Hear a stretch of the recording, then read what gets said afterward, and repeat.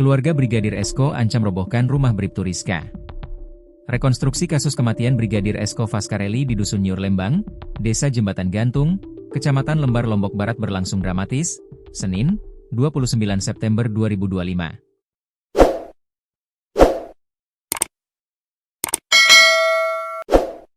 Masyarakat Bonjeruk Lombok Tengah, bersama dengan keluarga korban bahkan meneriaki Bribtu Rizka dengan kata-kata makian. Keluarga korban kesal, Bribtu Rizka diduga sebagai dalang kasus tewanya Brigadir Esko yang juga merupakan suaminya sendiri. Bahkan, saat pulang, masyarakat yang kecewa meluapkan amarahnya dengan meneriaki rumah korban, dan juga keluarga dari tersangka dengan cibiran, keluarga pembunuh.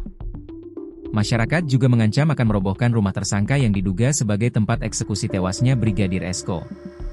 Dia, Bribtu Rizka, tega melakukan hal itu, ucap Zainab salah seorang warga Bonjeruk yang memiliki keluarga dari korban. Dikatakannya, ia sangat menyesalkan tersangka menolak untuk melakukan reka adegan di tempat kejadian perkara, TKP, penemuan mayat korban, di kebun belakang rumahnya. Dia juga meyakini, bahwa dalang dari kematian Brigadir Esko tidak hanya satu orang, namun juga ada pihak lain yang ikut terlibat. Tidak mungkin perempuan bisa membopong mayat laki-laki sendiri, ini pasti juga ada orang lain, tegasnya. Menyikapi keriuhan yang terjadi, Kepala Desa Jembatan Gantung, Suhaimi akan lebih intens berkoordinasi dengan pihak desa yang ada di Bonjeruk Lombok Tengah. Langkah pengamanannya kita sudah koordinasi dari awal dengan keluarga dan warga yang ada di Bonjeruk. Dari awal sebelum ini terjadi, rekonstruksi ini, kita sudah berkabar, kita sama-sama dari pihak desa kedua desa sudah koordinasi dan itu akan ditingkatkan, tegasnya. Dengan situasi yang memanas, lantaran warga yang kecewa akan jalannya proses rekonstruksi, pihak desa juga akan meningkatkan pengamanan, dengan akan menerjunkan BKD untuk intens berjaga di TKP. Dan BKD juga kita datangi di sini membantu pihak kepolisian untuk sama-sama menjaga keamanan, tegasnya. Dia juga berharap, kasus kematian Brigadir Esko ini cepat terungkap dan masyarakat baik yang ada di Nyur Lembang dan Bonjeruk tenang.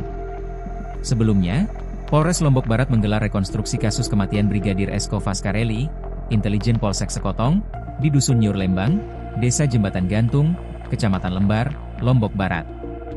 Rekonstruksi diperagakan langsung oleh istri Esko, tersangka Brigadir Rizka Sintiani. Adegan pertama dimulai dari gang depan rumah tersangka di RT 02, Dusun Nyur Lembang.